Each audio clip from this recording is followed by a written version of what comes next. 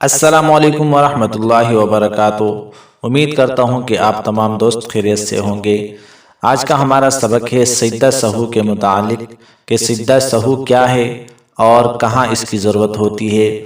تو میرے دوستو، کسی واجب کی چھوٹ جانے یا فرض میں تاخیر یعنی دیر ہو جانے یا کسی فرض کو اس کی جگہ سے ہٹا کر پہلے کر دینے یا کسی فرض کو دوبارہ ادا کر دینے سے سجدہ سہو واجب ہو جاتا ہے اور اس سے بھول کی تلافی ہو جاتی ہے۔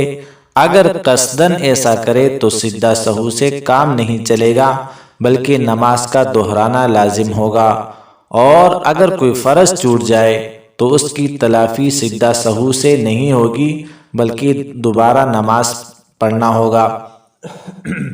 سجدہ سہو کا طریقہ یہ ہے کہ آخری رکعت میں عبدہ و رسولہ، جیسا کہ اتحیات ہم پڑھتے ہیں، عبدہ و رسولہ تک جب ہم پڑھیں گے تو ایک طرف جو ہے نا سلام ہم پھیریں گے اور پھر دو سجدے کریں گے، یعنی عبدہ التحیات للہ والصلوات، یہ عبدہ و رسولہ تک جب پڑھیں گے تو ہم سیدھی طرف سلام پھیریں گے اور پھر سیدھا سجدے میں جائیں گے، تو دو مرتبہ سجدہ کریں گے، اور سجدہ میں جیسا ہم پڑھتے ہیں سبحان ربی الاعلی 3 مرتبہ یہ پڑھیں گے، اور پھر اتحیات پر بیٹھیں گے اور پھر پورا اتحیات اور درود شریف پڑھ کر پھر سلام پھیر لیں گے۔ تو اس طریقے سے ہمارے نماز میں جو واجبات کوئی چھوٹی ہوگی یا کوئی فرائض آگے پیچھے ہو گیا ہوگا تو اس سے نماز ہماری درست ہو جائے گی۔